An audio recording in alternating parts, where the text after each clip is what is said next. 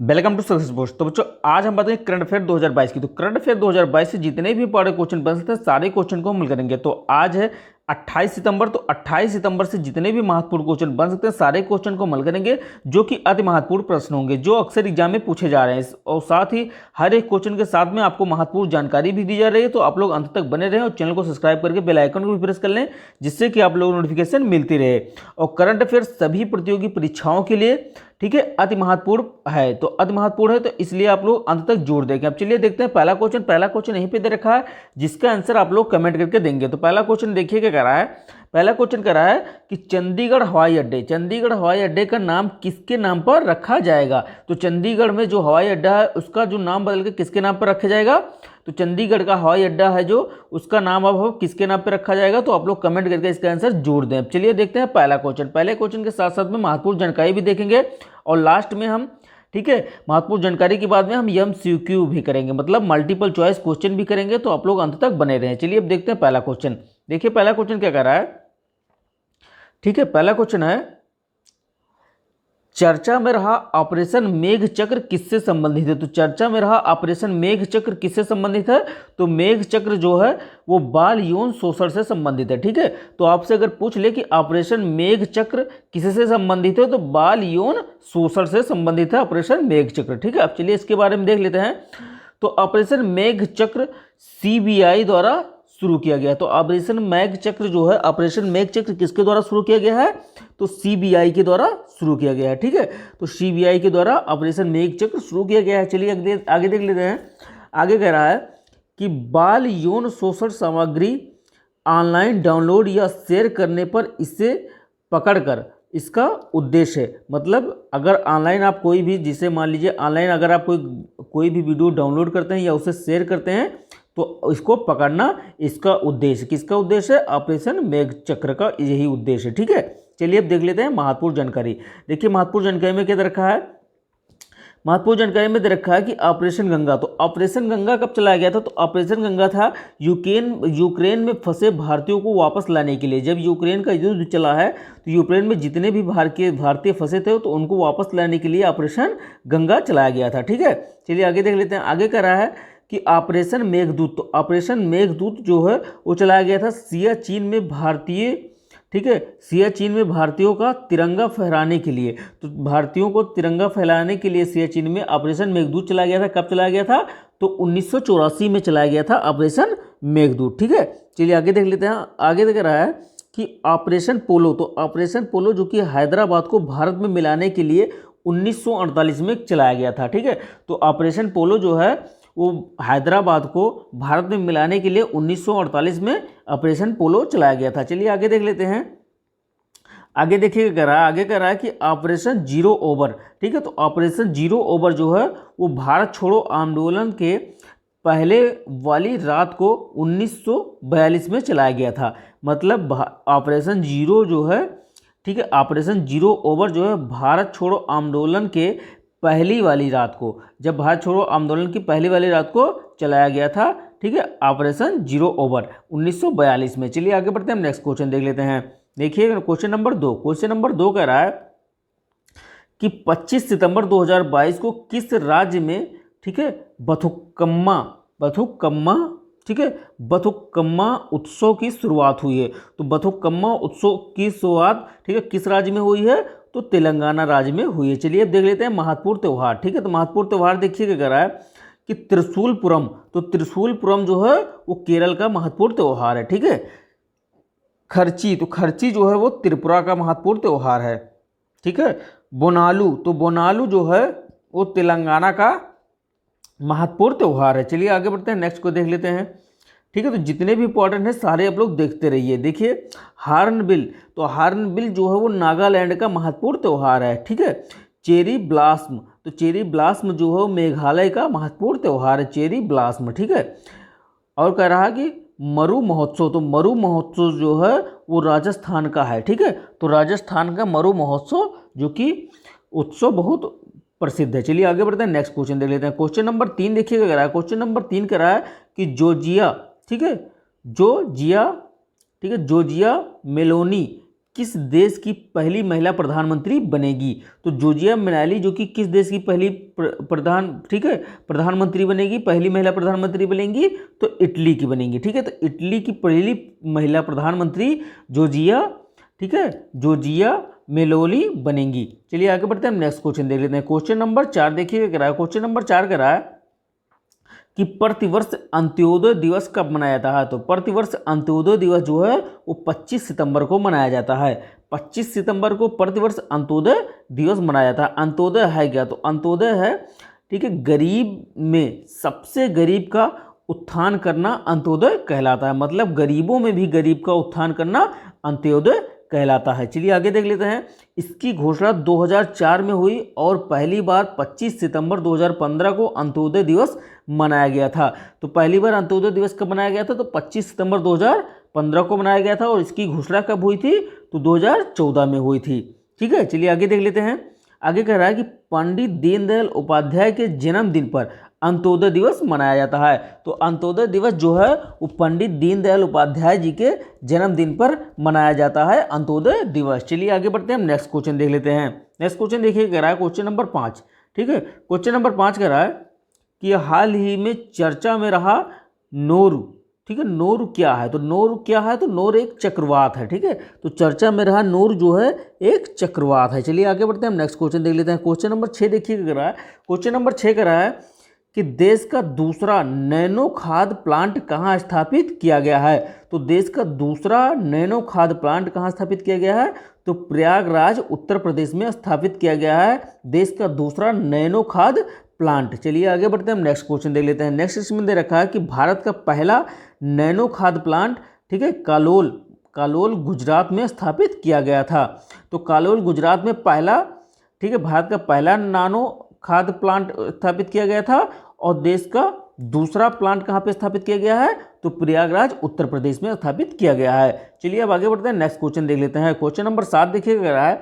Question number 7 कह रहा है कि 26 सितंबर 2022 को किस मंत्रालय द्वारा स्वच्छ टाय, ठीक है, स्वच्छ टाय कैथान नामक प्रतियोगिता लॉन्च की गई? तो स्वच्छ टाय कैथान नामक प्रतियोगिता लॉन्च की गई तो किस मंत्रालय द्वारा लॉन्च किया गया है? तो आवासन और शहरी, ठीक है, आवासन और शहरी कार्य मंत्रालय द्वारा लॉन्च किया गया है। चलिए आगे बढ़ते हैं, हम नेक्स्ट क्वेश्चन देख लेते हैं। क्वेश्चन नंबर 8 देखिए कह रहा है। क्वेश्चन नंबर 8 कह रहा है कि 25 सितंबर 2022 को किसने क्रिकेट का दिलीप ट्रॉफी 2021-22 का खिताब जीता है? तो दिलीप ट्रॉफी का 21-22 का खिताब किसने जीता है? तो पश्चिमी क्षेत्र ने जीता है। ठीक है, 1961-62 में बीसीसीआई द्वारा शुरू किया गया था। तो बीसीसीआई द्वारा 1961-62 में क्या शुरू किया गया था? तो दिलीप ट्रॉफी शुरू किया गया था। चलिए आगे बढ़ते हैं, हम नेक्स्ट क्वेश्चन देख लेते हैं। नेक्स्ट देखिए, महत्वपूर्ण जानकारी में क्या दे रखा है? महत्वपूर्ण जानकारी में दे रखा है कि रणजी ट्रॉफी 2022, तो रणजी ट्रॉफी 2022 जीता कौन है? तो विजेता है मध्य प्रदेश और उपविजेता कौन है? तो उपविजेता जो है मुंबई है। ठीक है, तो विजेता कौन है? मध्य प्रदेश और उपविजेता मुंबई है रणजी ट्रॉफी का। ठीक है, अंडर 19 वर्ल्ड कप, तो अंडर 19 वर्ल्ड कप 2022 का विजेता है भारत और उपविजेता है इंग्लैंड। ठीक है, तो विजेता कौन है? विजेता है भारत और उपविजेता है इंग्लैंड। तो आप लोग इसको भी नोट करते रख लीजिएगा। ठीक है, अंडर 19 वर्ल्ड कप 2022 विजेता है भारत और उपविजेता इंग्लैंड है। चलिए आगे देख लेते हैं। आगे कह रहा है कि आईसीसी महिला वर्ल्ड कप 2022, तो आईसीसी महिला वर्ल्ड कप 2022 की विजेता है ऑस्ट्रेलिया। ठीक है, ऑस्ट्रेलिया ने आईसीसी महिला वर्ल्ड कप 2022 जीता है। चलिए आगे बढ़ता है। आगे कह रहा है कि एशिया कप 2022, तो एशिया कप 2022 किसने जीता है? तो एशिया कप 2022 जीता है श्रीलंका और उपविजेता कौन है? तो उपविजेता था पाकिस्तान। ठीक है, नल्ला पाकिस्तान जो कि उपविजेता था और विजेता कौन था? तो श्रीलंका जो विजेता है। चलिए आगे बढ़ते हैं, नेक्स्ट क्वेश्चन देख लेते हैं। क्वेश्चन देखिए 9। क्वेश्चन नंबर 9 कह रहा है कि हाल ही में किस भारतीय लेखिका को हरमन कैस्टल पुरस्कार 2022 दिए जाने की घोषणा की गई है? तो हरमन कैस्टल पुरस्कार 2022, ठीक है, कैस्टन पुरस्कार 2022 दिए जाने की घोषणा की है। तो किसको की गई? किस लेखिका को दिए जाने की घोषणा की गई है? तो मीना कांडा, ठीक है, मीना कांडा स्वामी को दिए जाने की घोषणा की गई है। तो मीना कांडा स्वामी कौन है? तो मीना कांडा स्वामी एक भारतीय लेखिका हैं। चलिए आगे बढ़ते हैं, हम नेक्स्ट क्वेश्चन देख लेते हैं। क्वेश्चन नंबर 10 देखिए क्या कह रहा है। क्वेश्चन नंबर 10 कह रहा है कि हाल ही में किस इंडियन न्यूज़पेपर सोसाइटी, ठीक है, INS का अध्यक्ष चुना गया है। तो INS के अध्यक्ष किसे चुना गया है, तो के राजा प्रसाद रेड्डी को, के राजा प्रसाद रेड्डी को INS का अध्यक्ष चुना गया है। मतलब इंडियन न्यूज़पेपर सोसाइटी का अध्यक्ष के राजा प्रसाद रेड्डी को चुना गया है।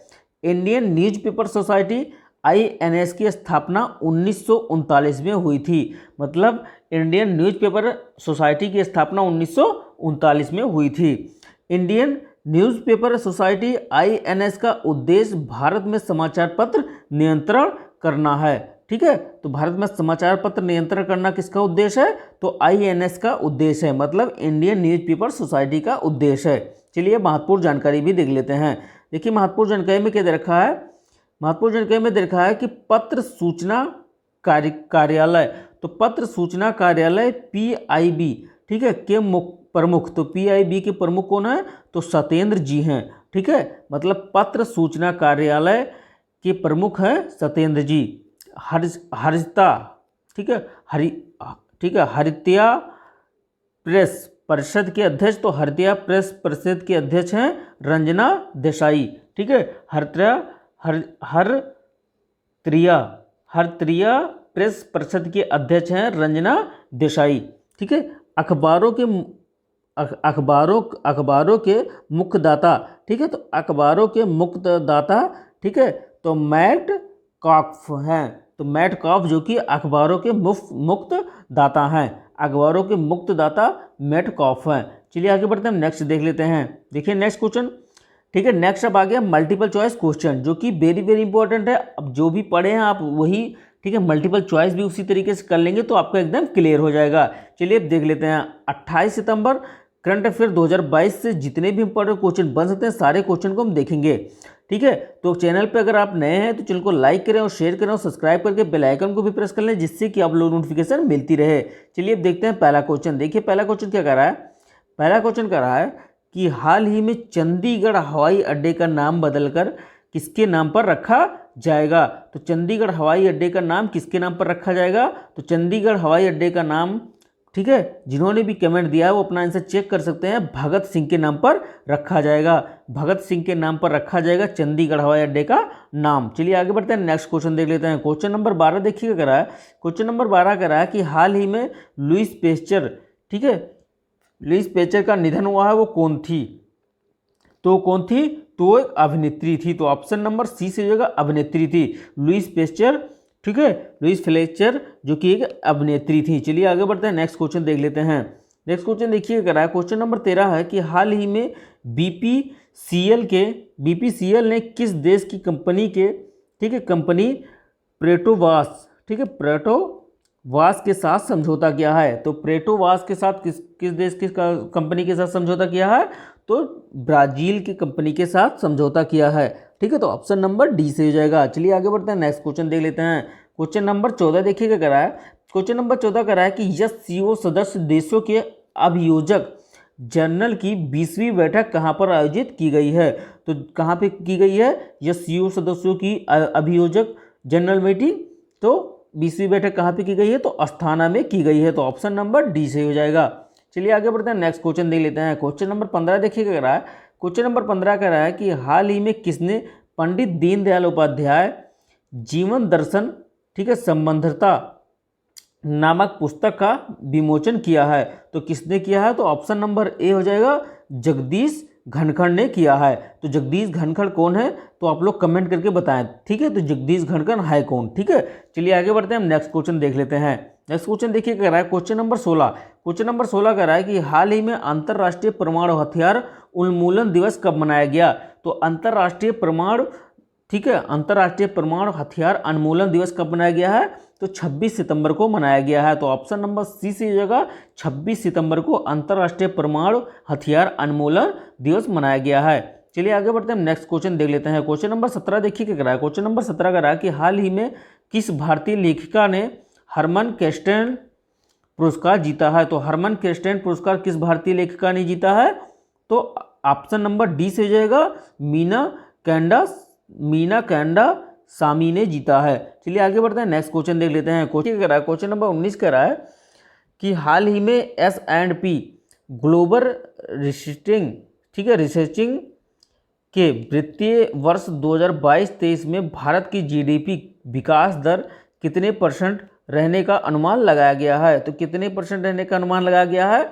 तो ऑप्शन नंबर 20 हो जाएगा, 7.3% रहने का अनुमान लगाया गया है। किसने लगाया है? तो S&P ग्लोबल रिसर्चिंग ने लगाया है।